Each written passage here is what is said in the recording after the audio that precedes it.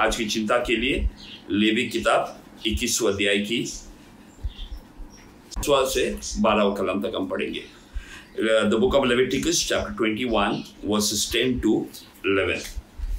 जो अपने भाइयों में महायाजक हो, जिसके सिर पर अभिषेक का तेल डाला गया हो और जिसका पवित्र वस्त्रों को पहनने के लिए संस्कार हुआ हो, वह अपने सिर के बाल बिखरने ना दे और ना अपने वस्त्र फाड़े और ना वह किसी लोथ के पास जाए और ना अपने पिता या माता के कारण अपनों को अशुद्ध करे और वह पवित्र स्थान से बाहर भी ना निकले और ना अपने परमेश्वर के पवित्र स्थान को अपवित्र ठहराए। Praise the Lord। क्योंकि वह अपने परमेश्वर के अभिषेक का तेल रूपी मुकुट धारण किए हुए है। मैं यहोवा हूँ। लेवी किताब उसकी 21वां अध्याय 22वां अध्याय याजक मिलाप वाले तंबू में सेवा करने वाला परमेश्वर ने नियुक्त किया याजक के बारे में लिखा हुआ है।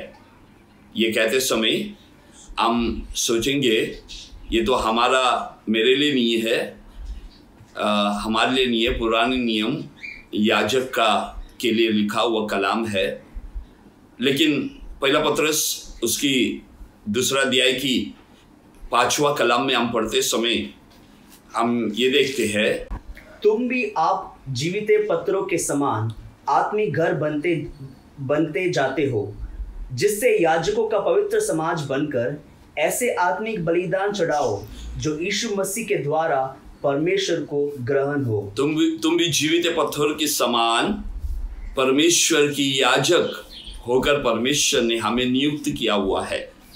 तो इस वचन को देखते समय एक याजक कैसा रहना चाहिए, कैसा उसकी जीवन के अंदर होना चाहिए, उसके बारे में बोलते समय इधर हम देखते हैं हमारे जीवन के अंदर इन बातों को लागू करने के लिए, इन बातों पर मनन करने के लिए हम तैयार हुए। याजक कौन है?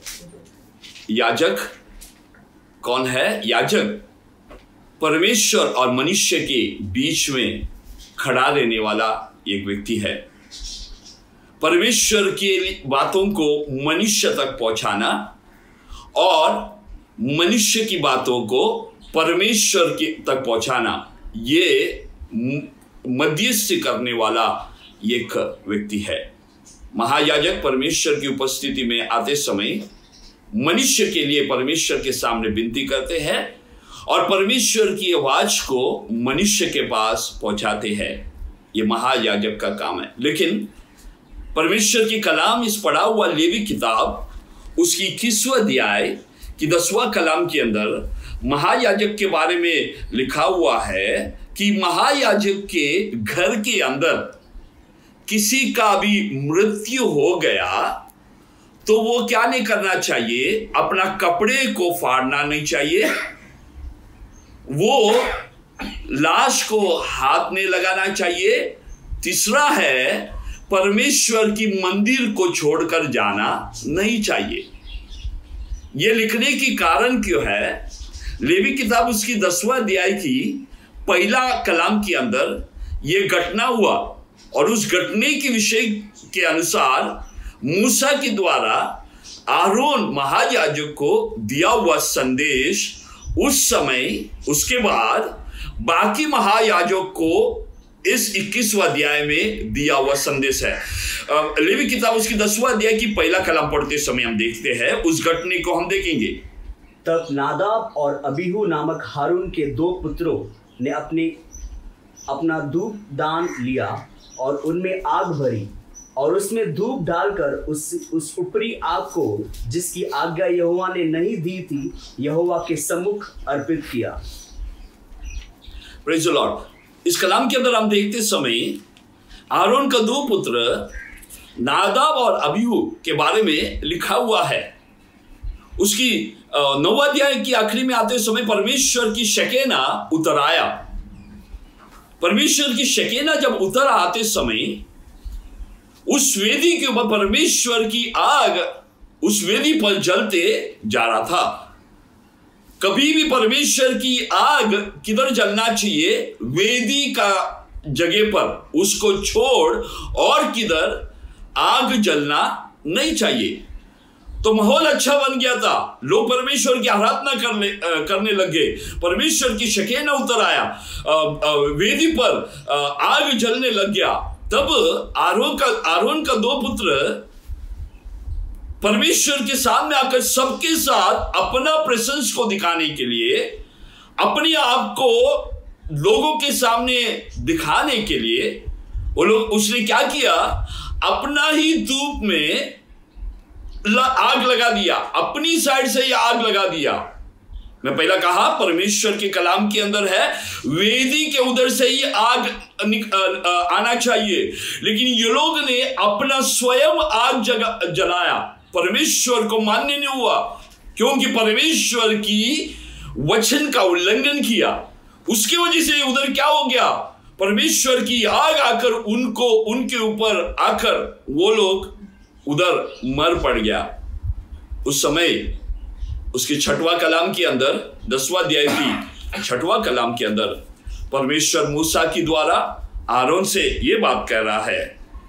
तब मूसा ने हारून से और उसके पुत्र एलियाजर और इतामेर से कहा, तुम लोग अपने सिरों के बाल मत बिखराओ और ना अपने वस्त्रों को फाड़ो, ऐसा ना हो कि तुम भी मर जाओ और सारी मंडली पर उसका क्रोध भड़क उठे, परंतु वो इज़राइल के कुल घराने के लोग जो तुम्हारे भाई बंधु है यहोवा की लगाई हुई आग पर विलाप करे। आमेन, प्रेज द लॉर्ड। तभी मूसा ने आरोन से कहा, क्या नहीं करना चाहिए, तुम विलाप नहीं करना चाहिए, अपने कपड़ों को फाड़ना नहीं चाहिए करके आरोन से कहा। हम बोलेंगे परमेश्वर तो प्यार करने वाला परमेश्वर है, परमेश्वर तो दया करता है। क्या आरोन एक मनुष्य नहीं है? वो है, परमेश्वर की सेवा तो कर रहा है, लेकिन क्या वो आम मनुष्य जैसा नहीं है? उसके जीवन के अंदर क्यों ना विलाप करे? उसकी भावना को प्रकट करने की उसको स्वयं इच्छा है कि नहीं? क्या परमेश्वर उसके ऊपर पाबंदी डाल रहा है? परमेश्वर उसकी भावना को दबा रहा है?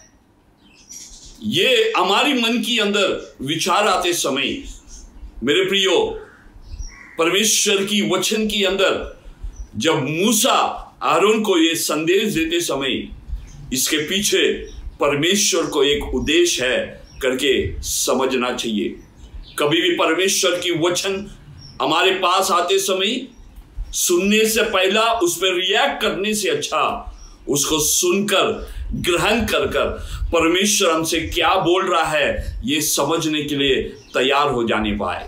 कभी भी मनुष्य के जीवन के अंदर या एक विश्वासी के जीवन के अंदर या एक सेवक के जीवन के अंदर जब भी यह घटना होते हैं, दुख आने वाला एक संभावना, एक बात होते समय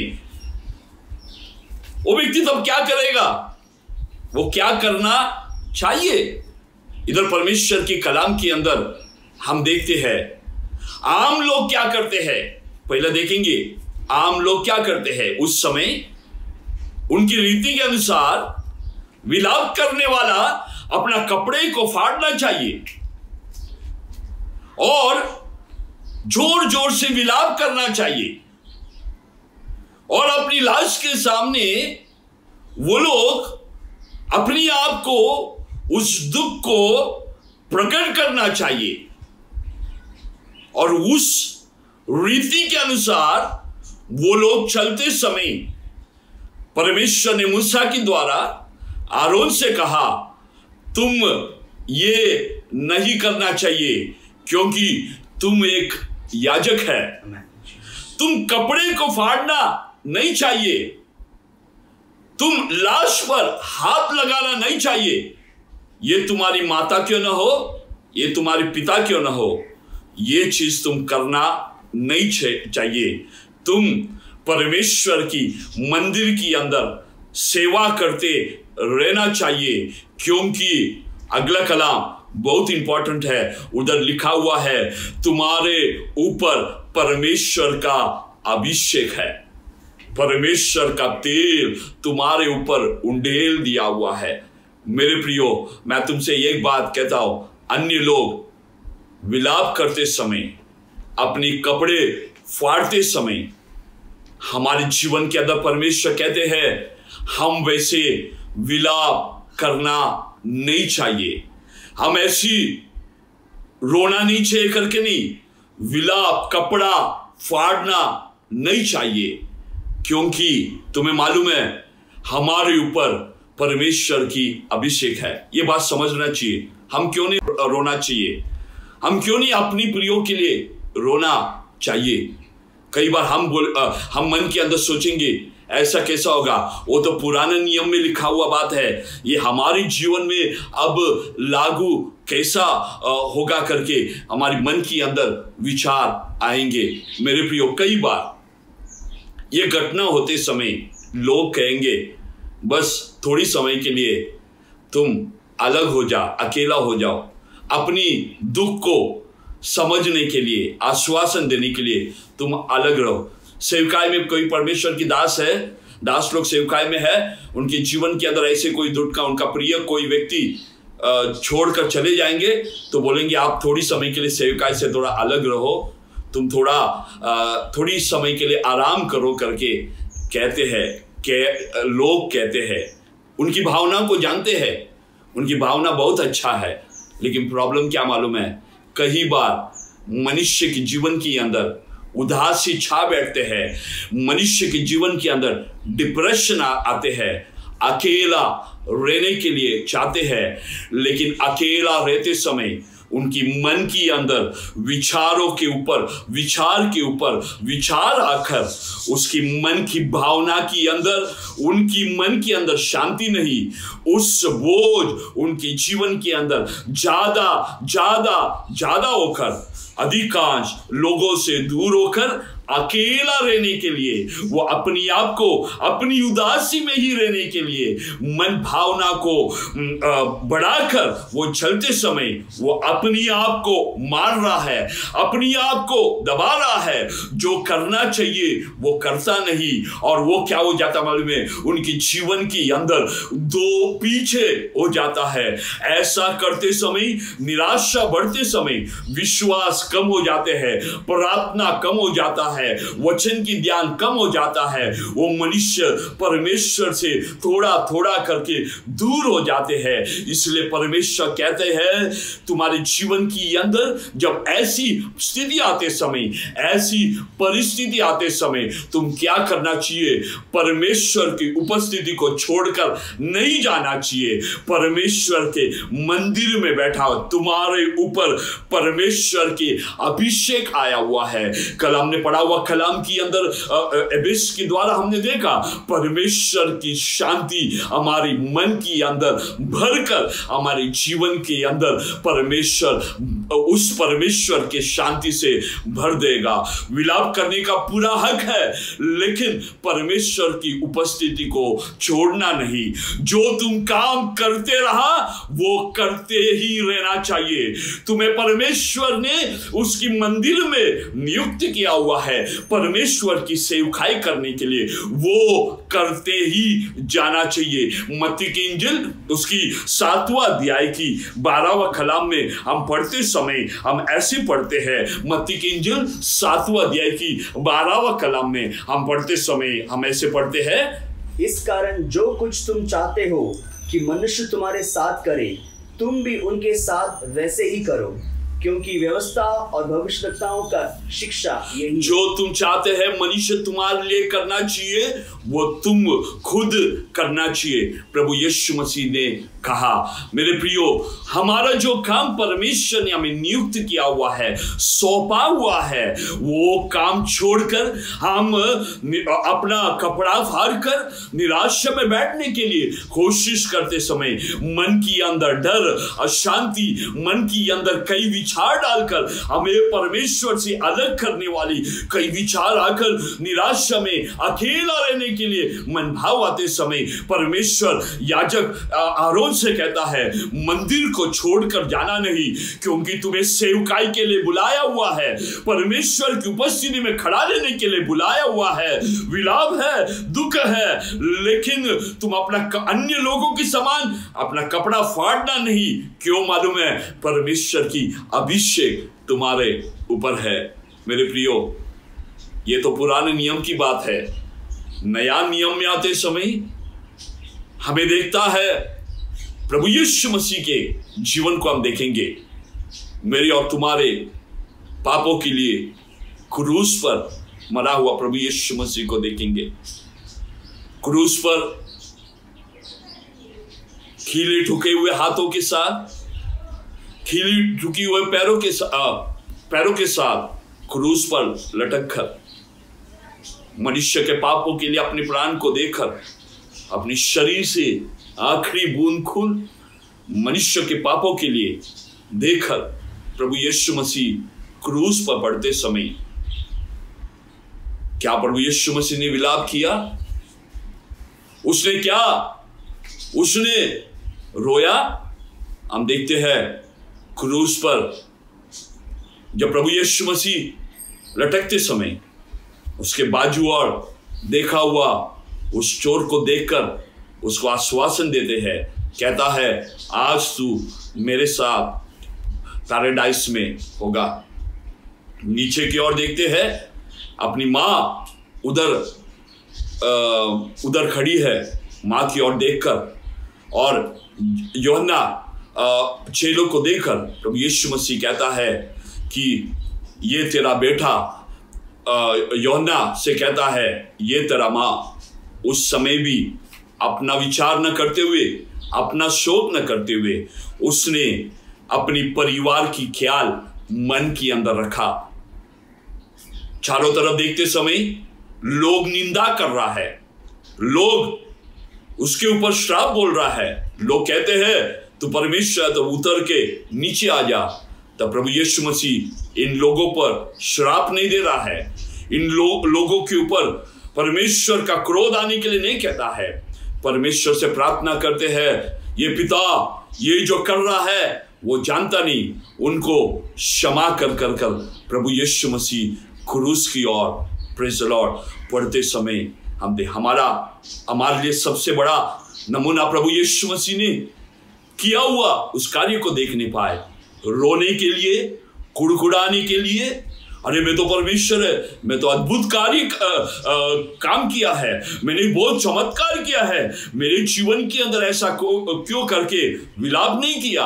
अपनी चारों तरफ की लोगों को देखकर, उनको आश्वासन देकर, उन पर तरस खाकर, उन पर क्षमा मांगकर प्रभु यीशु मसीह ने हमारे लिए एक अच्छा नमूना बताया। Praise the Lord.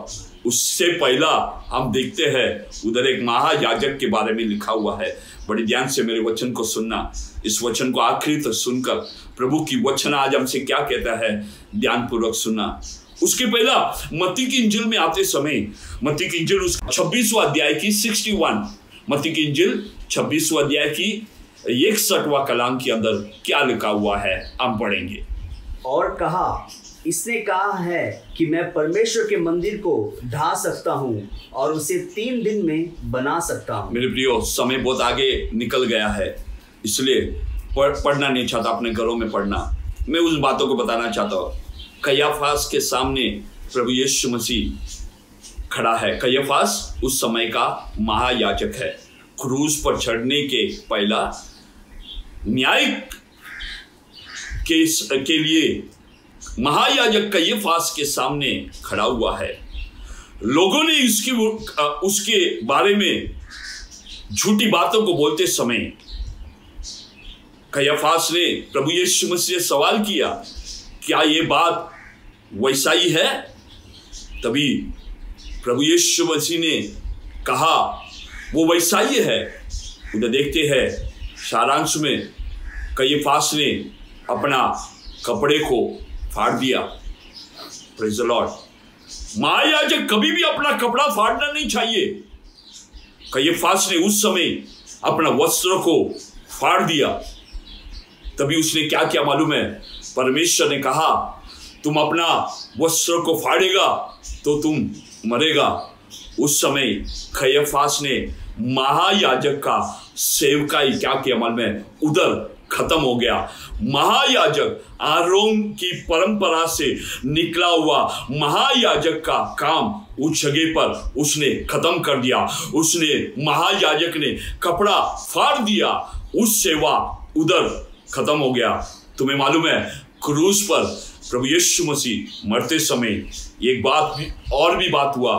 मंदिर के अंदर एक अति पवित्र स्थल के बीच में एक बड़ा पर्दा है।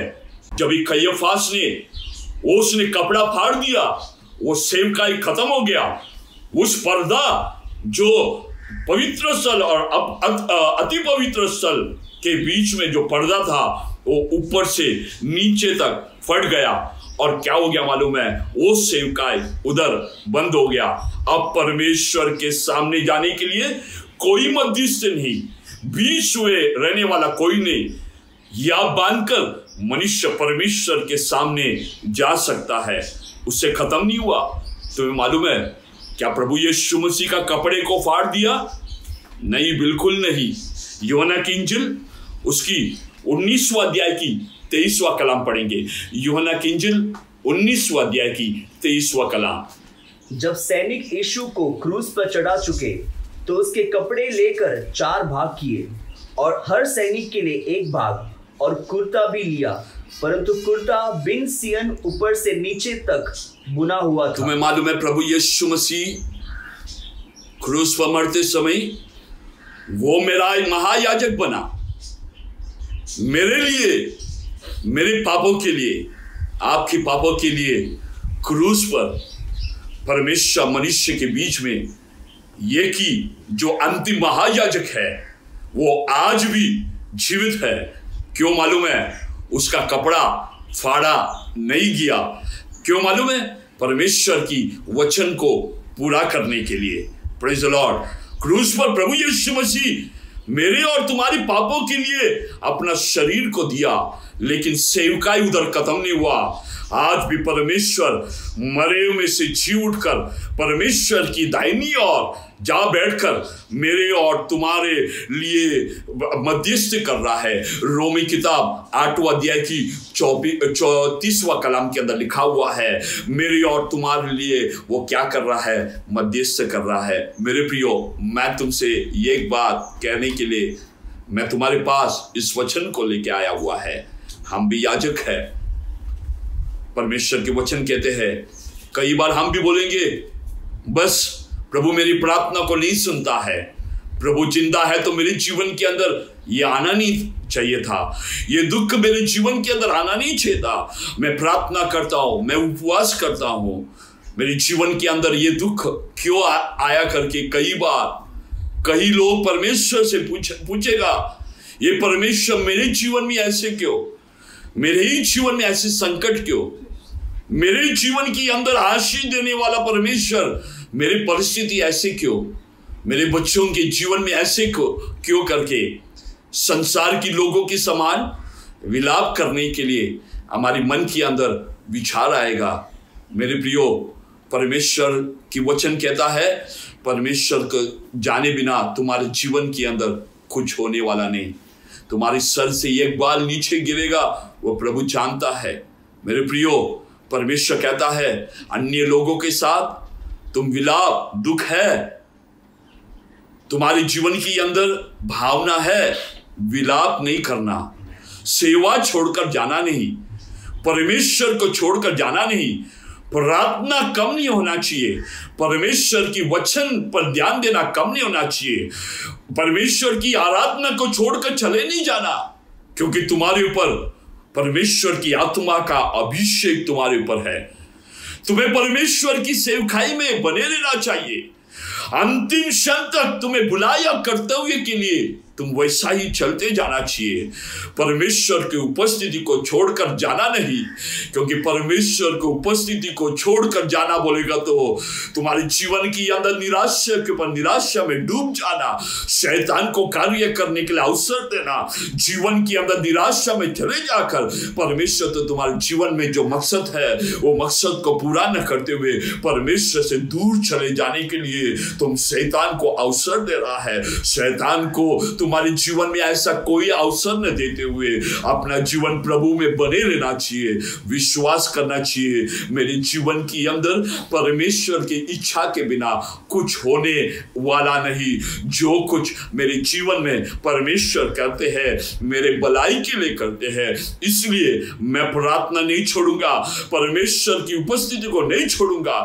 जीवन में कुछ भी आने पाए, मेरे साथ में रहकर मुझे चलाने वाला, मेरे हाथ को थामा हुआ मेरा परमेश्वर मेरे साथ में है। मेरे जीवन के अंदर हर संकट के बीच में, हर तूफान के बीच में, हर परेशानी के बीच में मेरे हाथ को थामकर उसकी अभिषेक का तेल मेरे ऊपर रखकर मेरे मन के अंदर परमेश्वर की शांति को देकर दिन भर दिन चलाने वाला परमेश्वर मेरे साथ है। साथ साथ परमेश्वर की दाहिनी ओर मेरे लिए मध्यस्थी करने वाला, जिसने प्रभु यीशु मसीह का कपड़े को फाड़ा नहीं, वो सेवकाई अभी तक स्थिर है। क्यों मालूम है? वो आज भी जीवित है। वो परमेश्वर की दाहिनी ओर बैठकर मेरे लिए मध्यस्थी कर रहा है। तुम्हारा दुख को वो जानता है, तुम्हारे आंसुओं को वो देखता है, तुम्हारी आंसुओं को अपनी कुप्पी में रखा हुआ है। जीवन में आने वाला हर दुख, हर कष्टों के लिए प्रतिफल देने वाला परमेश्वर अपने समय पर, मेरे प्रियो, ये संसार के जीवन तो हल्का लिए है। अन्य लोगों की समान विलाप करने के लिए समय नहीं, हमारा सेवकाई पूरा करने के लिए पौलुस के समान हम कहने पाए, अब मैं नहीं, प्रभु मुझ में, परमेश्वर की अभिषेक मेरे अंदर है, परमेश्वर की सेवकाई को पूरा करना है। पौलुस की समान हम भी कहने पाए, मैंने अपनी दौड़ को पूरा किया, मेरे लिए उस मुकुट की इंतजार कर रहा है। कष्ट है, तूफान है, बारिश है, लेकिन मैं हिलेगा नहीं। मेरे ये मुकुट मेरे लिए रखा हुआ है, मेरा सेवकाई मुझे पूरा करना है।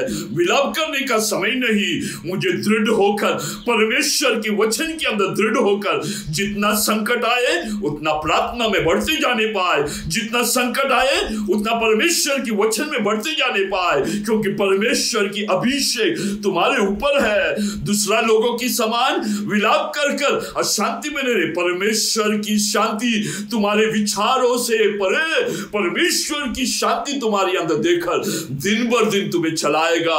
परमेश्वर की आशीष तुम्हारे ऊपर होते रहेगा। सेवकाई में बढ़ते जाना, दूर नहीं, जितना संकट आए उतना परमेश्वर के करीब जाना। विलाप न करो, दुख है, अन्य लोगों के समान अपना कपड़ा न फाड़ो, अपना हृदय प्रभु के सामने रखकर, परमेश्वर के भवन में बैठकर, परमेश्वर के मंदिर में बने रहकर अंतिम श्वास तक परमेश्वर के दृढ़ खड़ा होना चाहिए।